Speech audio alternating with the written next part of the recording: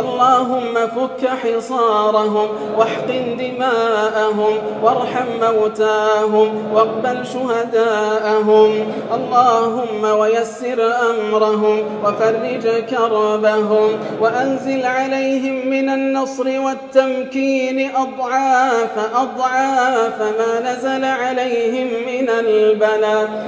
اللهم عليك بكل من طغى وبغى. اللهم عليك بكل من طغى وبغى وتجبر واعتدى. اللهم عليك بالظالمين المعتدين. اللهم فأرنا فيهم يوما أسود كيوم فرعون وهامان وأمية بن خلف، يا من لا يعجزه شيء في الأرض ولا في السماء. اللهم اجعل لهم من كل هم فرجا ومن كل ضيق مخرجا ومن كل بلاء عافية، وارفع ما حل بهم يا قوي يا عزيز.